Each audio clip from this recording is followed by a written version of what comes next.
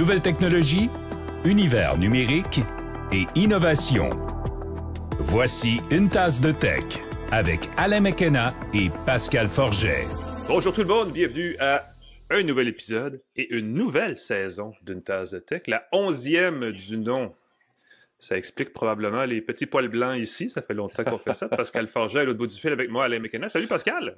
Bonjour Monsieur McKenna, j'espère que tu as passé de très belles vacances. Ouais, t'es belle, t'es un petit peu courte, je te dirais, parce qu'on a toujours le goût d'être en vacances 50 semaines par année, mais bon, la vie étant ce qu'elle est, n'est-ce pas? Quoique, moi, je vais dire ceci, dans ma semaine de travail, faire une tasse de tech, c'est un peu mon petit congé, tu sais, où on est comme, enfin, on fait quelque chose qui naturel et tout à fait agréable à faire. C'est quasiment un loisir. Je ne veux pas dire que c'est un passe-temps, parce qu'on quand même on y a de l'effort, mais c'est une partie de la job qui est toujours plaisante, qui fait toujours comme une pause dans le crunch du reste de la semaine. Donc, c'est la réciproque est vraie. Moi aussi, j'ai toujours beaucoup de plaisir. C'est pour ça que j'avais hâte de te retrouver pour la 11e saison d'une tasse de tech. Moi, je me suis joint, je crois que c'était la 3e ou la 4e, quelque chose comme ça. Oui, je faisais ça avant. Écoute, on peut faire un petit historique express. C'est né de l'idée, j'étais avec un développeur, Martin Dufort, un ami que d'ailleurs je salue et que j'ai pas vu depuis longtemps, ça je l'appelle. Et on était au Café Notman à Montréal, qui était l'espèce de hub des startups montréalais à ce moment-là, et on était toujours en train de parler pendant presque une heure sans arrêt de ce qui se passe dans le monde de la techno montréalaise et tout le kit. Puis on s'est dit, écoute, on devrait en faire un balado. On a parti ça a pris 2-3 années, c'est devenu un produit plus un balado, parce que le marché du balado, lui aussi, c'est comme défini pendant ce temps-là. Oui. Martin s'est lancé dans des aventures entrepreneuriales incroyables. D'ailleurs, il en ressort là, de ce projet-là. Faudrait peut-être l'inviter, parce que c'est le fun ce qu'il a fait. Mais pour une tasse de tech, ça a permis de diriger ça vers quelque chose qu'on fait maintenant avec les gens de Cogeco. Et avec nos partenaires, que je salue et qu'on est très heureux d'avoir avec nous à chaque année, parce que ça nous permet d'arriver à la 11e saison sans avoir... sans carence alimentaire. Hypothéquer notre maison, n'est-ce pas? Donc, on les salue, TELUS et Plan Hub. Plan Hub qui doit certainement valoir la peine, le détour, la visite ces jours-ci, alors que la rentrée s'amorce et que vous vous demandez comment gérer le téléphone de vos enfants. Vous savez qu'on n'a pas le droit de cellulaire à l'école cette année. C'est très nouveau et c'est un gros casse-tête pour bien des écoles. D'autres avaient déjà des dispositions en place, mais c'est peut-être l'occasion de revoir le forfait et de réduire le prix que vous payez chaque mois. Plan Hub peut vous offrir une solution là-dessus. C'est très vrai. Dans cet épisode, Alain, on va parler, écoute, la totale. On va parler d'Apple, de Google, de Samsung. On va parler de Gemini, de Google. On va parler... Attache ta tuque, tu t'y attends, celle-là, d'intelligence artificielle. Je sais pas de quoi tu parles, oui, c'est ça. Voyons donc, on va parler de ça dans ça. On va parler aussi d'une Kindle couleur, d'une serrure connectée presque parfaite et de petites nouvelles. Si vous aimez les liseuses, entre autres, là, j'ai bidouillé pendant les vacances avec les liseuses. Je vais vous parler de toutes mes aventures. Et on va commencer avec Apple, qui a un événement qui s'en vient. Qui a donné des détails. C'est drôle parce qu'on le fait depuis toujours, parce qu'Apple, c'est Apple, tu sais, chaque micro-geste d'Apple est micro-analysé d'une façon incroyable. Et là, on présente l'événement du 9 septembre prochain, où sera probablement lancé non seulement l'iPhone, mais aussi quelques autres accessoires liés au téléphone d'Apple. Mais donc, on a découvert que l'événement avait un nom, comme à chaque année. Cela dit, c'est l'événement le plus important pour Apple à chaque année. Donc, c'est quand même quelque chose qui mérite le détour. Ça va s'appeler... En anglais, jaw-dropping. Donc, c'est un dérivé de l'expression jaw-dropping qui est à se décrocher la mâchoire, n'est-ce pas? Jaw-dropping, c'est plus de l'émerveillement. Oui, donc, awesome, donc, c'est à se décrocher l'émerveillement. Je ne sais pas comment ça peut se traduire vraiment, mais c'est un jeu de mots, évidemment, en anglais, avec une petite image sur fond noir du logo d'Apple, comme métallisé, là, genre aluminium dans l'eau avec un reflet vaguement multicolore. Et ce que les blogueurs et les crinqués disent, c'est que ce seraient les couleurs offertes sur le nouvel iPhone 17. Donc, allez voir. Allez savoir aussi, parce que ça peut être n'importe quoi. L'iPhone 17, j'ai bien des gens qui me parlent de ça depuis le retour des vacances, là, parce que bien des gens apparemment ont un vieux iPhone. Ils se disent, ça va-tu valoir la peine cette année? Parce que là, ça fait 2-3 années qu'on a à peu près le même format d'iPhone. La grosse nouveauté l'année dernière, c'est plus ou moins Apple Intelligence, là, qui était bof, mais c'est aussi le fameux bouton de caméra sur le côté de l'iPhone Pro, je l'utilise plus par inadvertance qu'autre chose, donc je ne sais pas s'il va revenir ou pas. La grosse nouveauté pour l'iPhone 17 serait l'absence d'un iPhone 17 Plus, donc l'espèce de gros iPhone de base, qui serait remplacé par un iPhone 17 Ultra. Là, évidemment, les noms sont à déterminer, mais là, ce serait le fameux iPhone Air aussi, donc la rumeur l'appelait comme ça aussi, qui serait ultra mince. Donc, ce serait le plus mince des iPhones jamais produits de tous les temps par qui? Par Apple, parce que c'est toujours ça leur slogan. On verra bien. Donc, ce serait un iPhone plus mince, plus portable, mais quand même assez puissant. Tout ça animé par une nouvelle génération de puces A19. Donc, on verra bien qu'il ferait plus de place, j'imagine, à des applications, des petites applications, des petites fonctions d'intelligence artificielle tirées de la suite Apple Intelligence. C'est drôle parce qu'on peut dire, on peut faire un canevas de voici un nouveau téléphone lancé par fabricant X, Y, Z, et c'est pas mal toujours la même formule parce qu'ils ont tous les mêmes 4 affaires. Ils changent un peu les noms. On pourrait dire la même chose de Google Pixel, juste en changeant les noms avec Gemini plutôt qu'Apple Intelligence et ainsi de suite. Donc là, on parle d'un nouveau processeur. Google a fait la même chose, Samsung a fait la même chose. Là, Apple va le faire. Il y aurait une nouvelle caméra avec un capteur numérique de 48 mégapixels qui, je pense, est une gracieuseté de Sony qui fait les capteurs pour à peu près tout le monde ces jours-ci dans la téléphonie mobile. Il y aurait un téléobjectif plus puissant sur la version plus équipée du iPhone. Et on parle de téléobjectif périscopique qui était déjà présent sur le Pro Max dans les 2 dernières générations de l'iPhone et qui reviendrait peut-être là sur plus qu'un appareil, plus qu'une version de l'iPhone.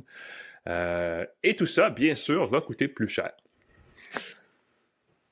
J'arrête ça là, mais il y a beaucoup d'accessoires aussi, mais juste parce que on vit à une époque formidable où un téléphone moins cher, apparemment, c'est pas quelque chose. À moins qu'on revienne avec un iPhone SE, je sais plus comment on l'appelle, la version plus tard, à milieu d'année, au printemps prochain, là, mais on est rendu là. Fait qu'on aurait un téléphone qui coûterait 1100, 1200 $ de base et qui éventuellement peut monter jusqu'à 2000 $ facilement dans les versions plus équipées. Donc, à suivre. Évidemment, il va y avoir les accessoires. On parle de nouvelle Apple Watch Series 11 qui serait plus axée sur la santé que jamais avec un capteur de, je vais dire, température cutanée et un autre truc qui était jusqu'ici élusif là, à cet accessoire portable.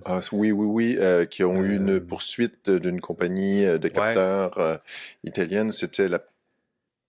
Il y en a beaucoup. Là, je veux dire la pression artérielle, mais là, vous me perdez dans les méandres de la santé. J'allais dire la même chose, c'est ça.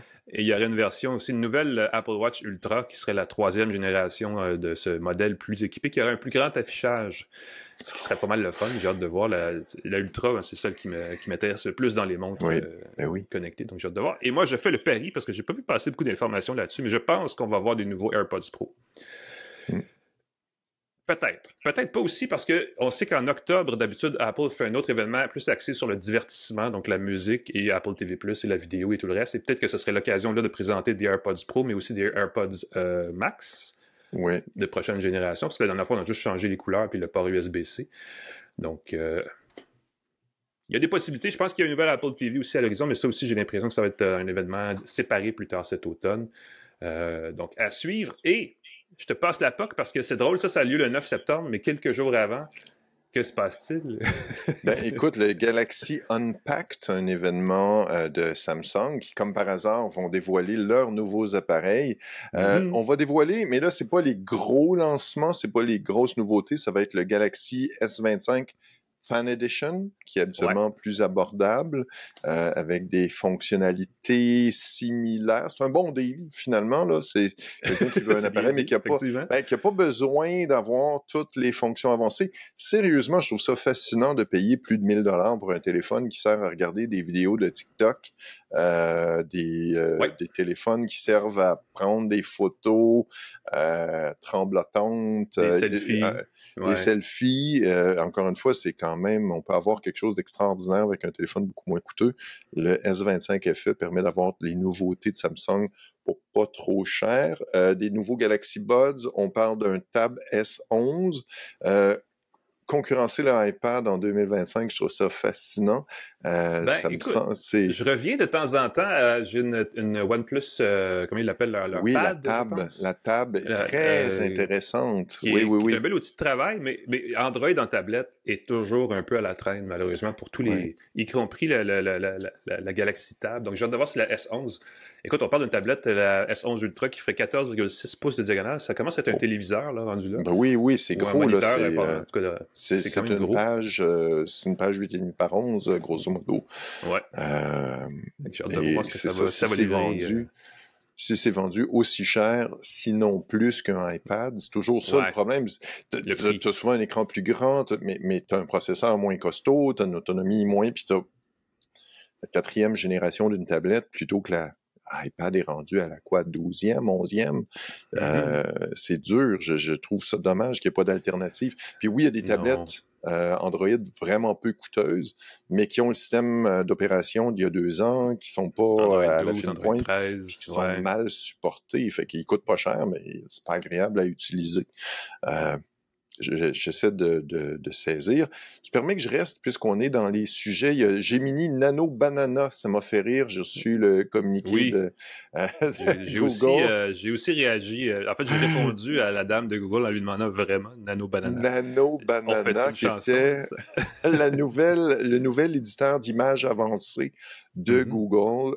J'ai été impressionné, honnêtement, quand on génère des images et qu'on demande des retouches d'une image. Entre autres, Samsung, puisqu'on parle de Samsung, il y a quelques mois, annonçait la retouche avec l'intelligence artificielle des photos. Et là, je disais, OK, j'ai une photo de moi, peux-tu l'améliorer? Et ça créait quelqu'un de complètement différent. C'était pas juste de changer la couleur de mes yeux, c'était vraiment transformé. Vin Diesel, qui apparaît. C'est ça, c'était Vin Diesel qui apparaissait, c'était toi qui apparaissait, c'était quelqu'un d'autre. Ça, c'est complètement dans le champ, ben oui. C'était vraiment, puis on était plusieurs journalistes qui regardaient ça, puis on s'est pris en photo, puis on a tous regardé ce que ça donnait. On se ressemblait pas du tout. Avec Gemini Nano Banana, j'ai pris une vieille photo de moi où j'avais un T-shirt tout sale. Je l'ai publié d'ailleurs sur mon dernier billet sur mon site, pascalforget.com. T-shirt tout taché, j'étais dans un métro mal éclairé. J'ai demandé à Nano Banana de l'améliorer, de me mettre à l'extérieur, d'éclaircir mon visage et même de me couper les cheveux, de me réduire les cheveux. Et j'ai fait « Wow! OK, ça le fait, là. Ça le fait vraiment. » Ça conserve l'apparence des personnes et des animaux lors des retouches. Et je l'ai fait, je suis allé plus loin que ça. J'ai pris le fils de ma blonde qui a une passion pour Gaston Lagaffe. Je l'ai transformé en Gaston Lagaffe. J'ai dit, mets un gros chandail vert, mets des jeans, mets des chaussettes rouges avec des espadrilles bleu poudre. Et bam, ça a transformé la photo. Et c'était vraiment incroyablement réaliste. On pourrait aussi fusionner des photos. On pourrait dire, j'ai une lampe, j'ai un objet, je veux que tu l'intègres dans une autre photo, dans un décor. Je veux avoir cet objet-là dans ma main. Ça devrait le faire de façon si vous voulez vous insérer dans une photo, s'il manque quelqu'un dans la photo de groupe, ça aide à faire ça. Semble-t-il que ça le fait avec le point d'avant. Ça conserve l'apparence de la personne que vous insérez, mais dans une position plus naturelle pour le contexte.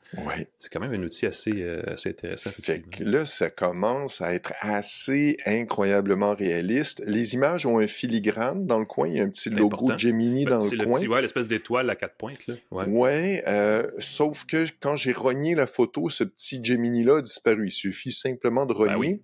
J'assume qu'il y a quelque chose dans le code de la photo qui permet de détecter. J'assume, j'espère. Un filigrane invisible numérique, là, donc quelque part c'est dans ça, le code, il suffit de changer quelques pixels dans la photo pour créer une signature que même si tu rognes ou tu modifies ta photo, ça ne changera pas. Mais c'est quand même un avenir assez terrifiant de ce que... C'est pas comme ça que Google le présente, hein? Ben oui, sérieusement, c'est parce que quand ça marche, quand ça donne quelque chose de ridicule ou que la personne est vraiment difforme, tu dis, OK, tu te feras pas avoir.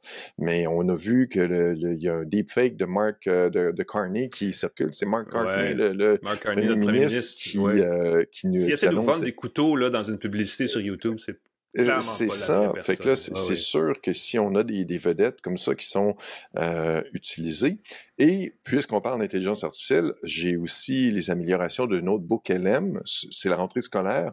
Si vous avez des notes à prendre, si vous avez à synthétiser, à résumer les choses. Si vous avez un outil d'intelligence artificielle à utiliser dans la vraie vie pour vrai, Notebook LM, c'est un excellent point de départ. C'est assez extraordinaire parce qu'on peut évidemment s'en servir pour, tu sais, tu as toujours l'idée d'utiliser l'intelligence artificielle pour tricher puis rédiger pour toi. Notebook LM permet de ramasser des notes et de les synthétiser et de les présenter. C'était possible sous forme de podcast. C'est maintenant possible en français sous forme de petites vidéos. La génération n'est pas instantanée. Ça prend vraiment quelques minutes avant de voir la vidéo apparaître, mais tu as une jolie vidéo qui illustre les propos. Encore une fois, j'ai trouvé, je l'avais mentionné quand je l'ai essayé la première fois, je trouve que la voix est inégale. La voix commence « Bonjour, je vais te parler de... » L'accent change, ça change légèrement, ça devient franchouillard, ça retombe plus québécois, l'accent est inégal. Mais sérieusement, c'est à peu près imperceptible et il faut vraiment être attentif. Ça donne quelque chose qui permet de résumer tes leçons. Tu as quelque chose à maîtriser, maîtriser une langue et tout. En plus, Google a annoncé qu'il permettait de faire quelque chose qui était très similaire à Duolingo. Grâce à l'intelligence artificielle qui te permet de t'entraîner, d'apprendre du vocabulaire dans différentes langues. Et d'apprendre Ouais. C'est assez... On a vraiment fait un gros saut, là. Et on parle... On a pris une pause d'1 mois, là. Ben, tu sais, il y a eu ChatGPT 5 qui a été lancé cet été, on n'en a pas parlé. Oui. C'est un lancement qui est un petit peu tombé dans le beurre, mais quand même, il y a eu des grosses améliorations. Tu sais, Claude aussi, je sais du côté d'Anthropic, il y a beaucoup de choses qui sont passées. Mais concrètement, je pense que pour la plupart des gens, c'est ces outils-là qui viennent, dans le cas de Gemini, avec l'achat d'un téléphone, donc qui est gratuit dans bien des cas, et c'est un peu ça que les gens recherchent. Comme dans tout, n'est-ce pas, 95% des gens et des usages se font avec la version gratuite et de base. Et ces outils-là sont accessibles gratuitement. Notebook LM, si vous êtes un étudiant au cégep à l'université, vous êtes un travailleur qui prend beaucoup de notes, ça vaut la peine de payer pour vrai. C'est vraiment un des bons outils de transcription.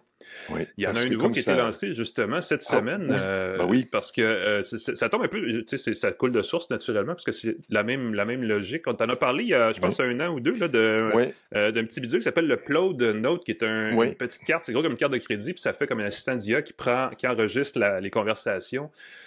Et qui transcrit et qui résume et qui applique ensuite des modèles d'intelligence artificielle. Ils ont lancé cette semaine, ils viennent de le dévoiler là, il y a 2 jours, le Note Pro, qui est une version bonifiée du Note tout court, qui va coûter un petit peu plus cher, 250$, c'est quand même pas donné, mais à ce prix-là, je vais vous dire ceci, comme journaliste ou comme personne qui fait si vous faites un job qui ressemble à la mienne, je passe mon temps au téléphone et je passe mon temps à enregistrer des appels vidéo et je passe mon temps à prendre des notes. Ça, cet appareil-là, c'est vraiment merveilleux. Vous le collez à l'endos de votre téléphone à travers un petit essuie MagSafe, qui maintenant fonctionne aussi sur les pixels.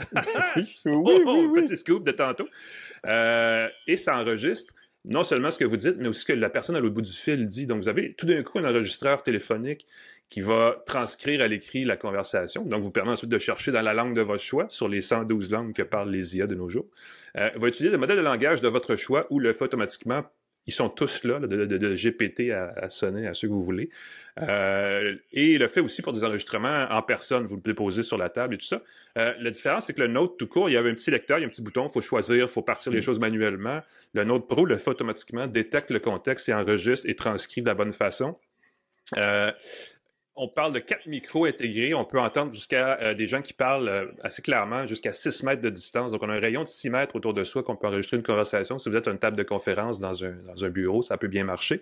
Ça se recharge évidemment par un petit connecteur. On dit 50 heures d'enregistrement par charge sont incluses dans l'appareil. Ça vient avec l'application mobile iOS, Android. En octobre, on va lancer la version 3.0 de l'application qui améliore la transcription, qui permet aussi de dialoguer avec l'application pour qu'il nous retrouve dans notre contenu enregistré l'information qui nous manque.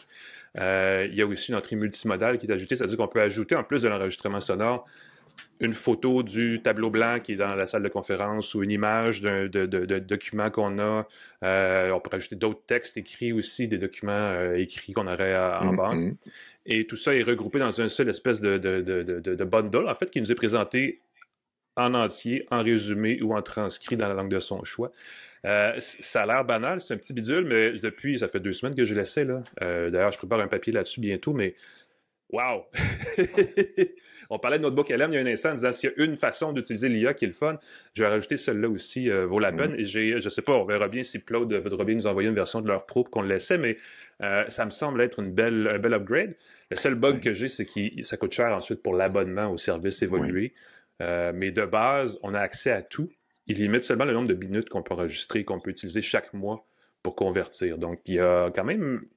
C'est un modèle qui est moitié-moitié. Je trouve qu'il y a un bel équilibre entre ce qu'on peut avoir gratuitement une fois qu'on a acheté le bidule ou ensuite en payant chaque mois. Le Note Pro ajoute un raffinement Je leur ai demandé, et ils m'ont répondu extrêmement vaguement, pourquoi vous ne faites pas juste l'application qui utiliserait le micro d'un téléphone avec la caméra d'un téléphone, avec tout ça, et juste à vendre l'application? Et là, ils ont patiné. Ah non, ça prend l'affaire, c'est pratique, Et c'était une conférence avec plusieurs journalistes, et il y a un journaliste français qui s'est mis à défendre l'entreprise. Puis je suis comme, hey, le grand, t'es journaliste, utilise ton sens critique. Mais lui, il voulait avoir un appareil gratuit. Alors, il était vraiment extrêmement gentil avec le fabricant. Mais je veux dire ceci... Effectivement. La seule affaire, c'est qu'enregistrer un appel téléphonique, je suis pas certain que toutes les applications installées sur un téléphone peuvent le faire parce qu'il y a quand même un élément de vie privée là, qui est pas rien. Ouais. Parce que ça fait, ça capte, je comprends, le micro de le haut-parleur de ton téléphone, tout simplement. La vibration. Non, mais tu peux parler normalement, puis il y a un élément de vibration et tout ça, là, fait que ça va chercher, même si c'est extrêmement ténu, ça va chercher très fidèlement dans l'expérience que j'ai eue, là, ce que la personne au bout du fil va dire. La beauté de l'appareil, écoute, je vais tenter de justifier, parce que j'aimerais ça quand même l'essayer, le Plode Bro. L'avantage, c'est que tu peux continuer d'utiliser ton téléphone. Tu laisses le Plode Note sur la table, tu laisses le Plode Note dans ta salle de réunion, tu continues d'utiliser ton téléphone. Souvent, quand tu enregistres quelque chose, si tu as besoin, pour une raison quelconque, de consulter ton téléphone, l'enregistrement se poursuit. Là, tu as un appareil distinct. Et à part ça, ouais, ils ont aussi ce qu'ils appellent le Notepin, qui est c'est comme un lavalier, c'est comme un micro-cravate qui s'accroche magnétiquement au collet ou n'importe où, en fait, mais qui est vraiment fait, lui, pour quand on a des dialogues en personne, si vous êtes sur scène et vous donnez une conférence, pourriez vous enregistrer, par exemple. Mais le Note Pro me semble un bel upgrade en bon français. Il faudra l'essayer, effectivement, et on pourra vous en reparler. On va combiner ça ici. J'ai passé beaucoup de temps pendant les vacances à lire des livres et j'ai une bonne nouvelle pour ceux qui utilisent les liseuses Kobo. Instapaper, si vous faites une mise à jour de votre liseuse, est maintenant intégré à Kobo. C'était avant Pocket qui permettait de mettre des articles de côté, les envoyer dans sa liseuse, les lire à tête reposée sans publicité. C'était assez extraordinaire.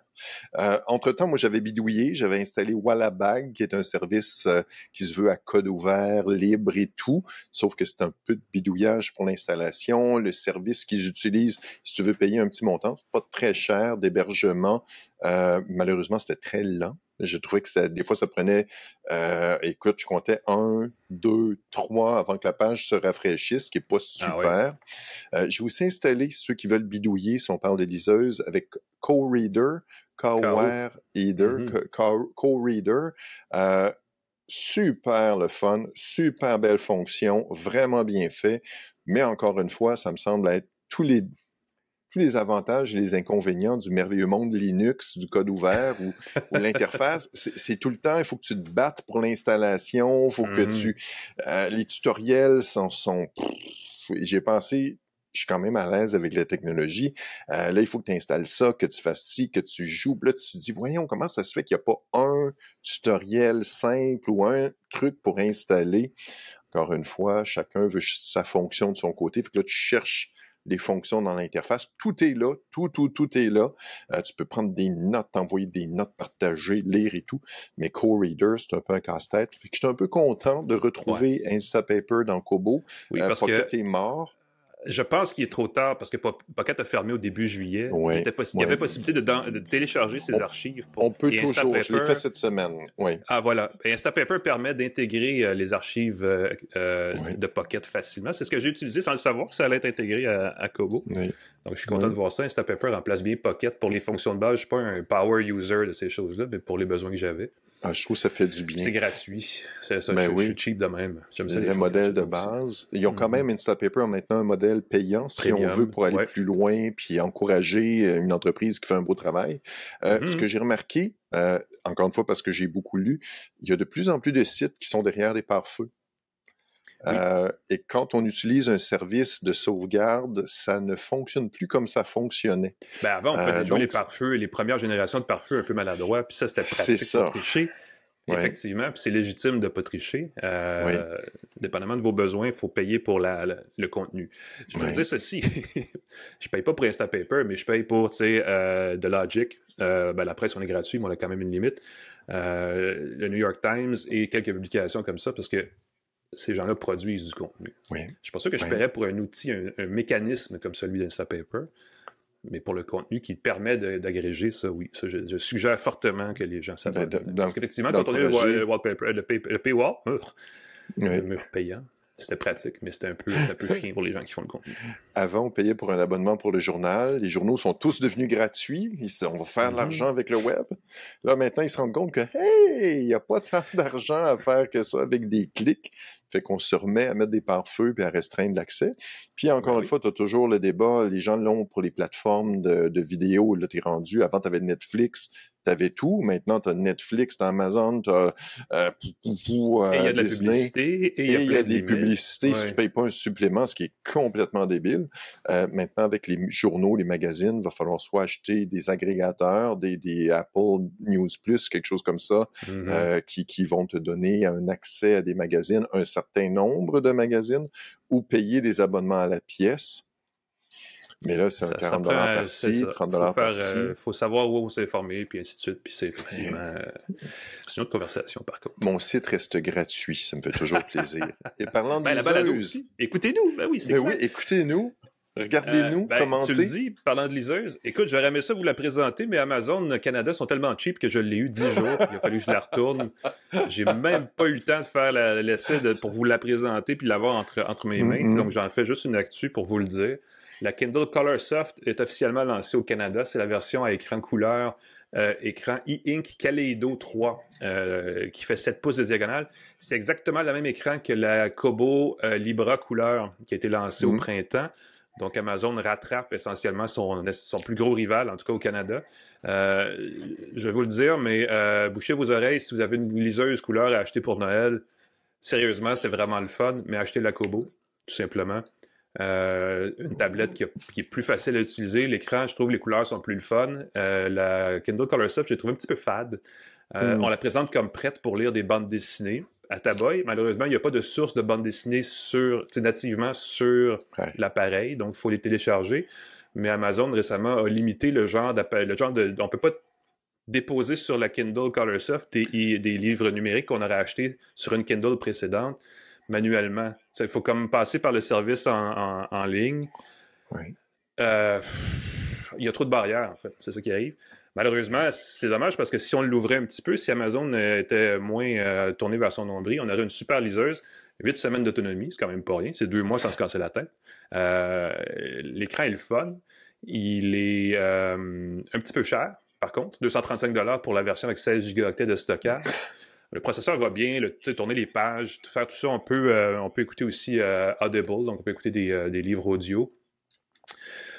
Mais là, moi, je vais dans l'étape suivante. Je me dis, il existe des tablettes Android à écran e-ink couleur, donc Kaleido 3, notamment Books, on en a parlé, la compagnie chinoise Books, qui en fait des très beaux avec Android au complet. Donc, on peut installer ensuite aussi des applications pour écouter des balados tout en lisant, ou de la musique tout en lisant.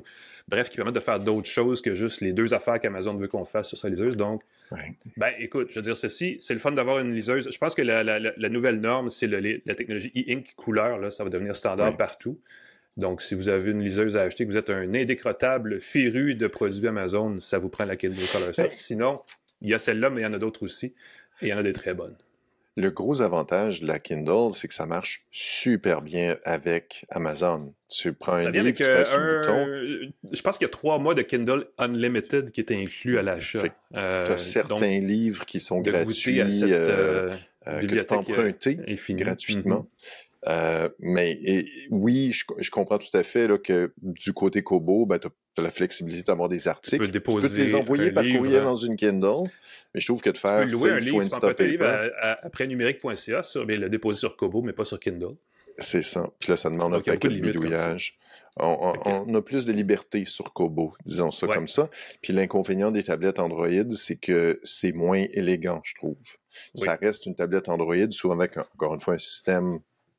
Mais c'est souvent destiné au marché chinois, donc on hérite de produits qui ne sont pas adaptés au marché. Donc il faut bidouiller, c'est comme tout le temps. Il n'y a pas le Play Store nécessairement par défaut, fait que ça c'est un peu délicat pour quelqu'un qui veut juste lire des livres. Les books ont le Play Store, mais effectivement, il y a des tablettes Android qu'on achète et ensuite il faut manuellement installer le conteneur, puis en tout cas, bref, c'est ça. Écoute, je vais commencer par une petite montée de lait. On va terminer notre partie de nouvelles avec une petite montée de lait. J'ai découvert, ça fait des mois, depuis 2023, que je reçois des courriels à propos du NuWaPen, qui est un stylo qui permettait de prendre des notes et de les numériser sans avoir besoin de papier spécial ni de tablette. Simplement en écrivant normalement, c'était numérisé dans ton téléphone. Puis là, je reçois un courriel là-dessus. Hey, ça m'intéresse. J'aime ça, des trucs minimalistes. La prise de notes sur du papier, c'est cool. Pas besoin de papier spécial. Il y avait Moleskine qui avait un système de papier qui contient un code dedans. Donc, tu dois acheter des cahiers spéciaux pour que ça fonctionne. Là, nous, à peine, pas de papier régulier. 1 mois passe, 2 mois passent, 3 mois passent. Je reçois des courriels à chaque mois. La révolution du minimalisme, le papier, NuWaPen, technologie extraordinaire. Pas de démo, pas de vidéo, pas rien. Je me dis, ça sent pas bon, cette affaire-là. On annonce le financement social, pas le produit. Tu sais, toujours le produit est imminent, là.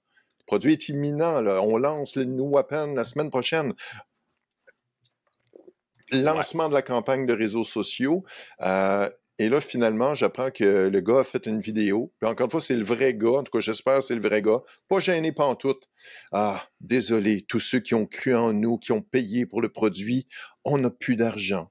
On ne pourra pas vous envoyer votre crayon et on ne pourra plus poursuivre le développement.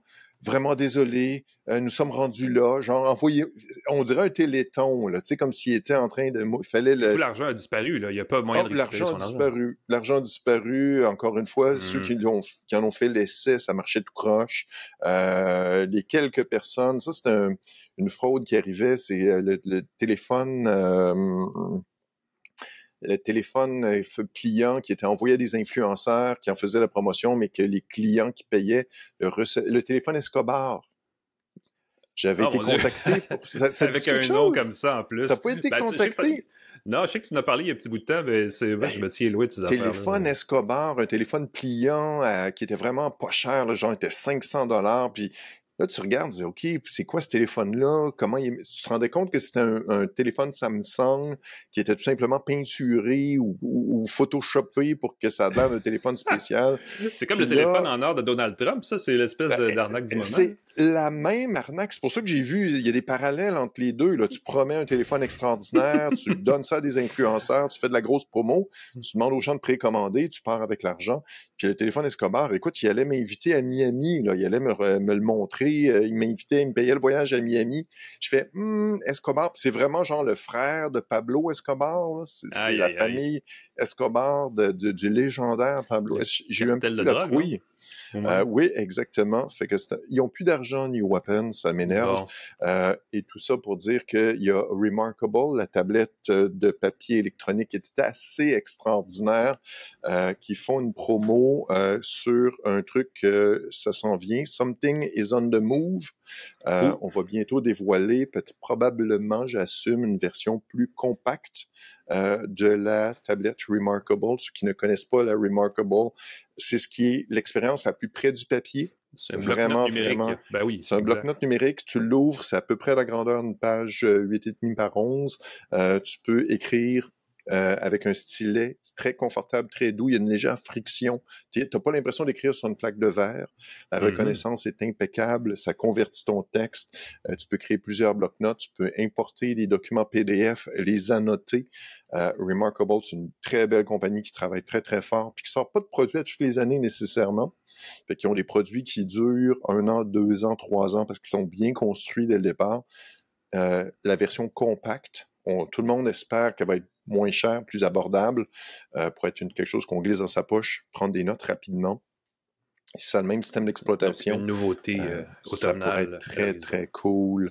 Ça va être dévoilé.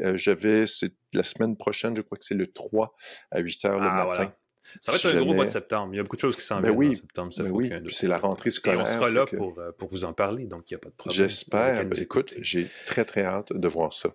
Excellent. Merci Pascal, ça fait le tour de notre premier segment, notre premier gros bloc de balado, n'est-ce pas? On va prendre une petite pause, on va revenir après pour vous parler de ceci. Et je vais vous dire, ceci, c'est le Pixel 10 Pro XL, vous voyez le petit logo Google à l'arrière. Je l'ai pas ici, là, mais c'est exactement le même téléphone qu'un iPhone 16 Pro Max. Même dimension, même épaisseur, même boîtier, même espèce de fini, parce que j'ai la même couleur de téléphone vaguement beige, là.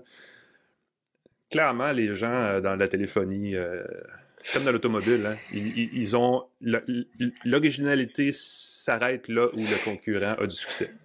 Ben oui, mais à un moment donné, tu as de la fonctionnalité aussi. Et tu dis, on va faire une voiture originale, on va faire quoi? On va rajouter une 5e roue? On va enlever une roue? À un moment donné, une voiture, on peut améliorer la se mécanique. ressemblent. Ben, en fait, c'est ça, c'est sous le capot que ça se trouve, surtout dans le cas du Pixel 10, mais je ne vais pas tout dire maintenant, donc restez avec nous parce qu'on en parle dans un instant à Une tasse de tech. De retour à Une tasse de tech avec Alain McKenna et Pascal Forget. Bienvenue à Une tasse de tech et c'est le moment de l'épisode où on vous parle des nouveautés gadgets de la semaine. Il faut dire que ça fait quelques semaines qu'on n'a pas fait d'émission, donc il y avait beaucoup de nouveautés. Mais je pense que la plus intéressante, tu l'as entre les mains, c'est le nouveau Pixel 10. À chaque année, évidemment, il y a un nouveau Pixel, comme il y a un nouvel iPhone, et ainsi de suite. Mais je pense que cette année, Google a fait un petit effort additionnel, là. Ben, écoute, le truc il faut que je le dise, ça m'émerveille qu'on a rajouté un petit aimant à l'arrière. Et donc, le Pixel 10 est compatible avec MagSafe. Ça s'appelle Pixel Snap, mais c'est un standard QI, le standard sans contact, qui est essentiellement MagSafe pour le reste d'entre nous et qui fonctionne. Voilà. Ils vendent d'ailleurs cette espèce de socle, là, le Pixel Case, je ne sais pas comment ils l'appellent, le chargeur Pixel Snap en tout cas. Mais c'est essentiellement un socle MagSafe qui a le même... donc, si vous avez... moi, j'utilise un petit portefeuille aimanté derrière mon iPhone et je peux maintenant le mettre derrière mon Pixel 10, mettons. C'est comme... C'est aussi simple que ça. Et donc, on vient d'ouvrir au Pixel tous les accessoires. C'était déjà possible avec certains téléphones Android de mettre tout simplement un étui compatible MagSafe pour ajuster. C'est un aimant, là. C'est pas une technologie sophistiquée. Un rond aimanté, voilà. Et voilà. Mais là, c'est le fun que ce soit intégré et qu'on arrête de faire semblant que c'est une technologie révolutionnaire alors que c'est un petit anneau en métal qui permet de coller les accessoires. Ça, c'est réglé. Permet la recharge par induction très pratique. Permet de poser son téléphone sur un socle. Ça permet de dire qu'un jour, il n'y aura plus de port USB-C sur les téléphones. Ouh! Moi, c'est ce que je dis. On a lancé la recharge à 45 watts sur Qi 2 en version comme ça. Et on dit cet automne, une mise à jour va permettre de le faire sur des téléphones comme le Pixel 10. Donc, rendu là, tu n'as plus besoin d'un fil USB-C. Il reste que le transfert de données haute vitesse. Je peux voir le jour où tu fais un téléphone pas cher avec aucun port physique, aucun endroit où brancher un fil. Et ça marcherait. Ouais, moi, je prédis que c'est Apple qui va le faire en premier. Si on veut enlever des millimètres à son téléphone. Ultra mince, pas de port USB. Et voilà, on parlait du nouveau iPhone. Vous l'aurez entendu ici en premier. Et voilà, iPhone, pas de port, pour l'autonomie, pour... Écoute, il y a un livreur devant chez moi, j'espère que ça ne sonnera pas dans 2 secondes. Ding dong. Le truc qui est flayé, c'est que c'est compatible avec Qi 2, le Pixel 10. On a la possibilité de faire un deepfake de sa voix. J'ai pas encore fait l'essai, mais ce que ça permet de faire, ça permet d'appeler quelqu'un qui parle une autre langue et ça va traduire ta langue, mais avec ta voix. Donc, si je parle en français, la personne va m'entendre en anglais avec ma voix. J'avoue que j'ai très, très hâte. Hein? Ça va être assez flyé de faire ça. Ça permet aussi la traduction instantanée. C'est pas encore en français Canada. C'est un fichier de 1.64 gigs. On peut le faire pour le français de France, si vous voulez tricher un petit peu. Et ce qui est flyé, c'est qu'on peut, avec la version de traduction, faire un cours de l'anglais au français style Duolingo en traduction. Fait que on avait critiqué un peu Duolingo, qui est, selon moi, intéressant comme concept, mais qui est plus une façon de rendre les gens, de créer des dépendances par rapport à son application. Plutôt qu'apprendre vraiment une langue. Ils veulent que vous reveniez à l'application, ils veulent pas que vous appreniez la langue. C'est ça qui est exactement. Une fois que tu as appris la langue, tu n'aurais plus besoin de l'application et là, tu te retrouves bien désemparé sans source de revenus. Fait que d'avoir ça gratuitement, pour l'instant, dans un Pixel, ça peut être amusant. Là, toujours le VPN qui est offert, petite fonction de fun pour ceux qui voyagent beaucoup, tu peux te connecter avec un VPN gratuit de Google. Et tu as une option qui s'appelait Magic Q. Magic Q qui permettait de te donner des conseils et des astuces pour ta journée qui utilise l'intelligence artificielle. Pour l'instant, c'est pas encore disponible au Canada. Fait qu'il y a beaucoup d'options. J'en parle rapidement comme ça. C'est un super téléphone. Encore une fois, pourquoi? Il n'y a pas de... Il y a beaucoup d'options qui sont pas encore disponibles en Canada français, fait que c'est sûr qu'on va en reparler au fil des prochains jours. Belle amélioration, l'interface et tout. Encore une fois, je vais l'expérimenter. En ce moment, moi, je m'émerveille qu'enfin on puisse utiliser les accessoires Qi 2. Ouais, ben c'est ça. En fait, au-delà de tout le reste, c'est ça la grosse nouveauté, c'est que ça devient, tu sais, de quoi on peut le brancher à des trucs magnétisés qui traînent un peu partout. Les applications d'IA sont bien, mais je sais pas à quel point on adopte Gemini Live. Je sais pas à quel point on va tout d'un coup demander à notre téléphone de créer des vidéos et des photos basées sur ce qu'on vient de faire. Comme hey, je texte à ma famille, je vais maintenant créer une vidéo de ce que je viens d'écrire. Je sais pas à quel point c'est un truc qu'on adopte et qu'on fait. Ouais. Mais comme tout le monde le fait, Google le fait aussi, et ils ont des bons outils parce qu'ils intègrent dans Gemini. Je pense que quand on achète un téléphone, on a accès à Gemini Pro 2.5 ou 2.5 Pro avec VO3 et l'autre affaire là, qui permet de faire des vidéos. Il change toutes les semaines. Moi, je suis même plus ces améliorations-là, sauf quand ça s'appelle Nano Banana. Nano Banana. Et là, je vois les améliorations. En tout cas, bref, on peut aller loin avec les applications d'IA, mais je sais pas à quel point. Je sais pas à quel point tu vas acheter un téléphone pour ça. C'est ça la question. Exactement. On veut faire des appels. On veut prendre des photos, puis on veut que ça dure plus qu'une journée quand on le branche pas. Puis on veut utiliser TikTok. Je vois le genre dans les gens veulent faire des vidéos verticales. T'as bien raison. Ça fait des vidéos sur TikTok, ça regarde des vidéos sur TikTok ou ça joue à Candy Crush avec un appareil à 1200 $. Bon point. C'est un peu flayé. Parlant d'aller loin, il y a un zoom qui peut aller jusqu'à 100 fois. J'aime la transition quand même. Et là, ben non, mais je suis comme ça. Qui va jusqu'à 100 fois, mais qui utilise l'intelligence artificielle pour améliorer. Ouais. Et donc, si tu zoomes sur quelque chose, ça va donner une image qui va être plus nette. Le téléobjectif, c'est 5x de mémoire. Donc, le 100% optique, c'est 5x. On peut aller à 30x. 10 fois. Il y a comme un nom, là. Il y a comme deux noms de super zoom, là. Il y a super res, puis il y a l'autre, là. Puis, pour aller de 30 à 100, faut télécharger un ajout à l'application de caméra qui utilise, en fait, c'est un outil d'intelligence artificielle. Qui est comme...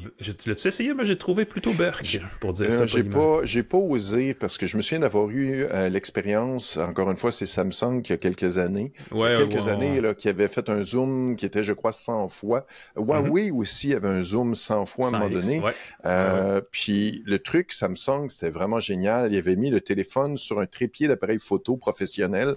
Un très gros trépied d'appareil photo, là. Pas les petits trépieds de selfie, là.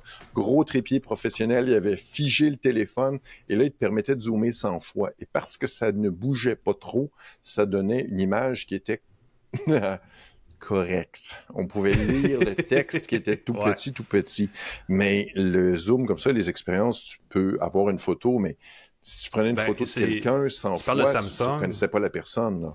C'est ça, parce que Samsung, l'expérience qu'ils ont présentée, d'ailleurs, ça fait jaser, c'est que tu pouvais prendre, par exemple, la Lune en photo. Oui. Un objet comme la Lune qui ne change essentiellement jamais, il y a une très grande facilité à l'améliorer parce qu'elle sait de quoi il est question. Mais si tu prends quelqu'un en photo que l'IA ne connaît pas, ils vont extrapoler, puis ça va donner n'importe quoi. Donc, entièrement à 100x, c'est un peu une loterie. Là. Je prenais une photo pour l'essayer d'une haie, avec une guirlande de lumière devant et une clôture, une balustrade.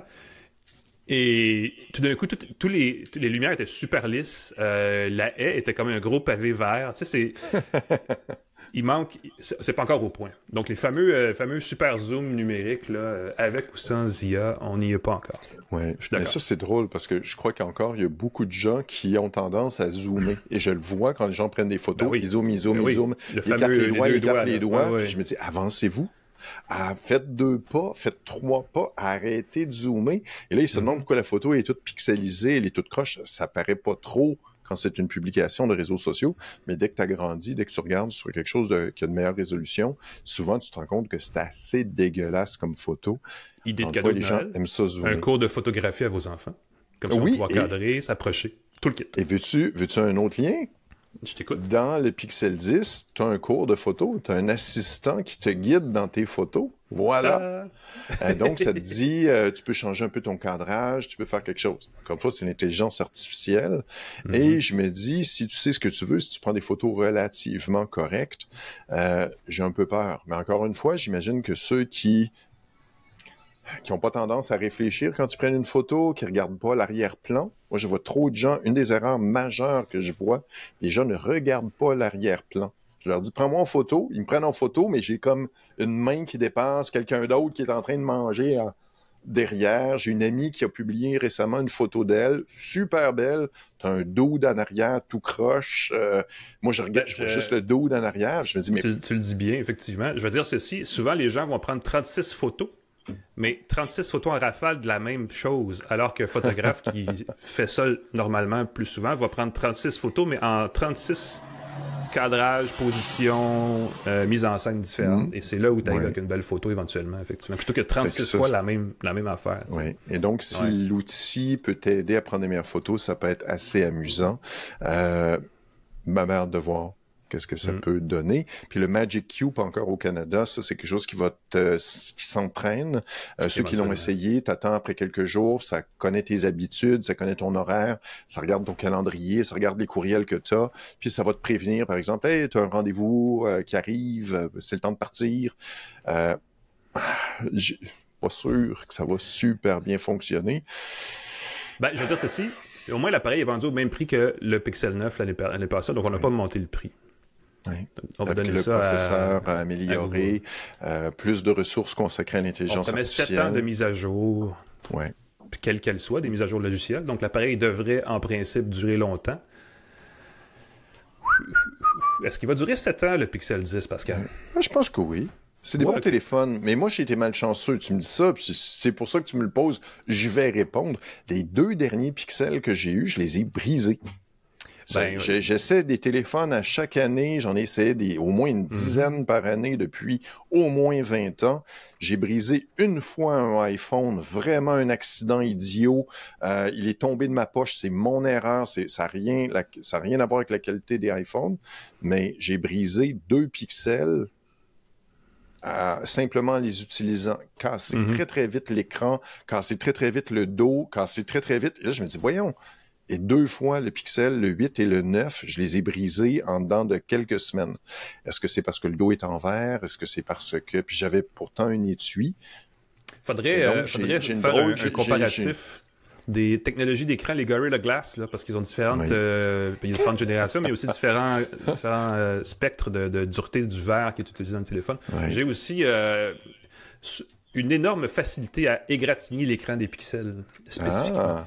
Et je comprends pas pourquoi, je l'utilise pas différemment d'un autre téléphone, mais effectivement, tu le mets dans la poche, la fermeture éclair, pour une raison ou pour une autre, va faire une énorme graphing sur un pixel, mais pas sur un iPhone. Allez savoir. Ben, les écrans de téléphone, les verres, c'est assez fascinant parce que c'est un équilibre très subtil entre la résistance et la flexibilité. Tu veux qu'il plie un peu pour résister, pour pas qu'il éclate, mais s'il est trop souple, ça donne pas un beau résultat. Ce que j'aime beaucoup, c'est ce que OnePlus fait. Quand tu achètes ton téléphone, il y a un écran protecteur qui est collé dessus. Et donc, après un certain temps, tu fais comme, voyons, mon écran est pas très beau. Tu enlèves l'écran protecteur, tu fais comme, oh là là. Puis comme il est installé en usine, c'est toujours parfait. Quasi invisible. Et ça, si plus de manufacturiers le faisaient, ce serait, je pense, un gros plus. Mais bon, ça augmente la durabilité des téléphones, donc on ne sait pas pourquoi. Ils n'ont pas tendance à le faire. Oh, complot, tu nous intéresses. Je ne suis pas conspirationniste, mais des fois, je me demande, est-ce qu'il n'y a pas quelque chose qui va pas? Moi, je vais te le dire à l'envers. Probablement que ça coûte 3 sous par téléphone et c'est une façon pour les fabricants de sauver 3 sous par téléphone. 3 sous. C'est souvent des économies. L'acheteur s'emmerder avec ça. Ouais, des économies de bout de chandelle comme ça coûterait 3 sous de plus pour eux. Puis pour aller en boutique, le faire de façon professionnelle, ça va te coûter 30, 20, 50 $. Je sais pas, selon le modèle. Et là, c'est là que pour économiser 3 sous. Tu veux ton 40% de marge brute sur ton téléphone. Quand t'es Apple, quand t'es Google, tu veux, c'est important de faire de l'argent aussi. Pas 39% de marge, tu veux 40% de marge. Voilà, c'est assez écœurant.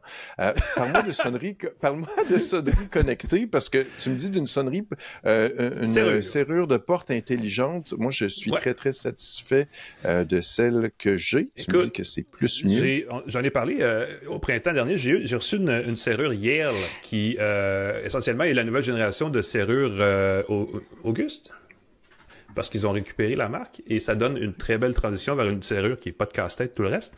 Et cet été, les gens de TP-Link m'ont envoyé, et je vais vous montrer la boîte, parce que la serrure est sur une porte là-bas, c'est un peu compliqué de la traîner.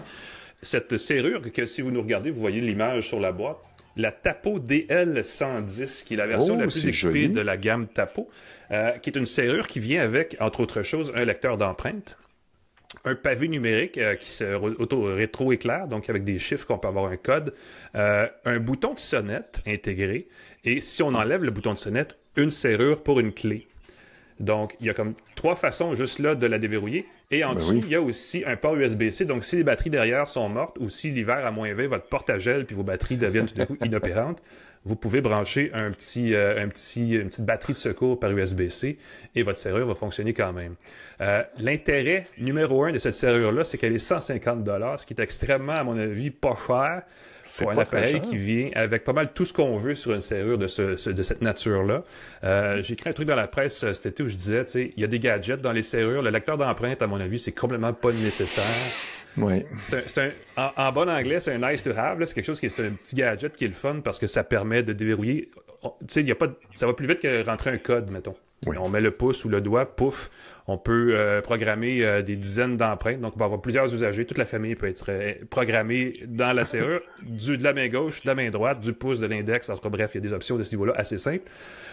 Il y a aussi, parce qu'on dit que c'est une serrure qui arrive avec 8 façons d'être verrouillée ou déverrouillée. On peut évidemment envoyer un code temporaire à des gens. Il y a la proximité du téléphone avec l'application ouverte. Ça se fait pas automatiquement. Oui. Ça, pour moi, c'est un défaut parce que j'aimais beaucoup la Yale et les August, les serrures précédentes. Le fait que quand tu es proche par la géolocalisation, elle se déverrouille toute seule. Oui, et ça, la Nuki... C'est ça, la Nuki que j'aime, Nuki que j'aime beaucoup, a 2 niveaux de détection, et ça, je l'avais mentionné, ça m'a émerveillé. Premièrement, quand tu approches dans un réseau Wi-Fi, il commence à être en stand-by, et quand tu approches à portée de Bluetooth, là, ça se déverrouille, ce qui évite que ça se déverrouille simplement en passant devant la porte quand tu t'en vas, quand tu te promènes dans la maison. Et ça, j'ai trouvé ça très astucieux. Ça, c'est assez cool. Il y a donc le pavé à l'extérieur de la porte. Et à l'intérieur, il y a évidemment le module de contrôle qui vient avec une batterie rechargeable et amovible de 10 000 mAh, qui est énorme. Et qui n'est pas les 4 piles 2A qu'on met tout le temps. Donc, c'est vraiment... la pile vient avec le bidule. Ce qui est le fun, c'est qu'elle se recharge par USB-C. Donc, il n'y a pas de casse-tête à savoir si mes piles sont encore fraîches ou pas. L'appareil s'en charge, vous les chargez, et c'est bon pour 210 jours d'utilisation assidue. Ça, c'est la théorie. En pratique, évidemment, ça ne vous donnera pas 210 jours, mais à moins que vous n'utilisiez pas souvent votre porte. Là. Mais mettons que ça donne 6 mois, qui est 180 jours. Pas mal, c'est ça. Entre 2 recharges, c'est tout à fait acceptable. On ne se casse pas la tête, n'est-ce pas? Ça s'intègre aussi parmi les façons qu'on peut déverrouiller ou verrouiller sa porte à Alexa et à l'assistant Google. Je ne sais pas qui dans le monde demande à Alexa de verrouiller ou de déverrouiller sa porte. Je ne sais pas si de l'extérieur de la maison, on peut crier assez fort pour qu'Alexa nous entende et le fasse. Et là, ça devient tout d'un coup une faille de sécurité. Ben oui. Ben oui. La fenêtre est ouverte, là. Hey! Déverrouille la porte! Déverrouille la porte. Moi, j'ai essayé de le faire avec la Nuki et il y avait la technologie avec un code QR pour authentifier et je ne sais pas pourquoi ça n'a pas fonctionné. Fait qu'il va falloir que je réessaie. Tu me donnes le goût de rebidouiller dans ma poignée, mais le fait de déverrouiller... Il y a là quelque chose que j'éviterais peut-être de le jumeler, à moins que ça vous prenne absolument cette plateforme-là pour combiner, mettons, une caméra de surveillance avec la serrure et la sonnette. Oui, parce que là, tu pourrais dire, il y aurait quand la porte s'ouvre... Ben oui, c'est ça. Puis, cela dit, dans la gamme Tapo, il y a des caméras de surveillance avec stockage local, donc pas de cloud, pas de mensualité à payer pour avoir les fonctions additionnelles, tout ça. Donc, la combinaison d'une caméra Tapo avec la serrure Tapo, c'est cool. Surtout que dans la serrure, il y a aussi la sonnette. Donc, pas besoin d'avoir une sonnette vidéo en plus. Les gens appuient sur le bouton, ça fait ding-dong. Vous recevez évidemment les alertes que vous voulez sur votre téléphone où vous soyez sur la planète.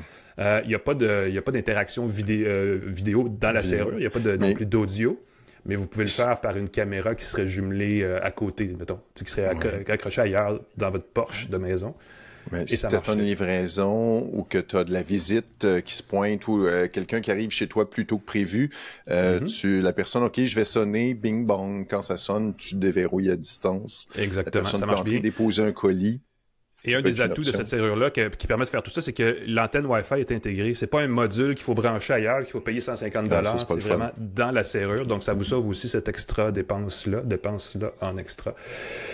ce qui est quand même pas rien, parce que ça finit par coûter cher, ces bidules-là, et c'est une serrure, comme elle est à l'extérieur, elle est certifiée selon la norme de protection contre l'eau et tout ça, IP65, qui est tout à fait correcte pour une serrure sur laquelle il peut pleuvoir, neiger, grêler. Elle va résister à tout ça. Évidemment, elle n'est pas la mettre dans la piscine. Je sais pas qui ferait ça. Mais des fois que. Bref, beau gadget, pas cher pour ce qu'elle offre. Probablement un modèle qui est le plus équipé pour le prix dans ce créneau-là. Ce créneau-là des serrures connectées, donc ça vaut la peine. Si vous êtes un fan fini d'Apple, pas d'intégration à HomeKit, donc c'est une limite à ce niveau-là. Ouais. Je vais dire ceci, par rapport à la serrurière et à d'autres serrures qui sont extrêmement compactes, elle est un peu grosse. Le module derrière, là, il est quand même assez haut, c'est vertical. Ils ont, évidemment, l'installation se fait plutôt bien, là. C'est standard, sur pas mal toutes les portes, ça fonctionne de la même façon, mais il y a des modèles de serrures peut-être un peu plus chers, qui sont quand même un peu plus compacts, donc c'est à vous de voir. Mais honnêtement, ce stade-ci, au-delà du gadget, de l'empreinte, du lecteur d'empreinte, là, ce genre de serrure-là, on est à un stade où ça vaut pas mal la peine, vu le prix auquel elles se vendent. Une serrure connectée pas chère. C'est une belle année pour les serrures connectées. Ah, OK. Ben je trouve que c'est. Non, mais je pense qu'il y a des belles améliorations. Puis avant, c'était vraiment gadget. Puis les standards n'étaient pas changeaient chaque année. J'avais installé une serrure connectée. La compagnie a carrément disparu dans la brume, fait faillite. Là, on a des compagnies plus fiables, plus établies qui se lancent là-dedans, y compris, entre autres, Nuki qui arrive d'Europe avec des jeunes compagnie bien établie, qui fonctionne super bien. TP-Link qui fait des routeurs, qui fait des trucs connectés avec l'application Tapo qui marche très bien. Fait que je veux dire ceci, parce que la mode cet automne, ça va être les serrures à reconnaissance faciale. Ça permet. L'avantage que ça a, c'est que ça fait baisser le prix des serrures qui n'ont pas cette fonction-là. Qui est vraiment. Moi, je dirais, la reconnaissance faciale dans une serrure, sérieusement, là, s'il vous plaît. Hein, faudrait comme pas charrier. Mais si ça permet d'avoir des serrures comme celle-là à 150 $, go. T'imagines demander à ton livreur FedEx de scanner sa face. C'est ça, pour t'assurer que quand il veut déposer un colis chez toi, il puisse le faire. C'est un peu bizarre. Hey Alain, c'était le fun de te revoir. On se revoit la semaine prochaine. Ben oui, ça va toujours très bien. Ça va tellement vite faire ces missions-là. C'est balado, n'est-ce pas? Oui, j'ai essayé beaucoup de gadgets le fun. Regardez sur mon site pascalforget.com si jamais vous voulez voir un aperçu de ce dont je vais vous parler, que je vais vous présenter à l'émission. Alain McKenna, on peut te lire dans la presse, on peut te lire presque partout. TELUS Plan Hub, merci. Nos partenaires, TELUS Plan Hub, Cogeco Média pour la mise en onde qui permettent que le podcast soit diffusé partout dans le monde.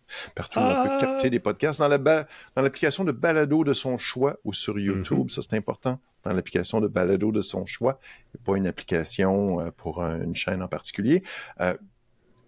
Je nomme pas de diffuseur national en particulier. Nous sommes agnostiques sur la plateforme que vous utilisez, tant que vous nous écoutez, nous.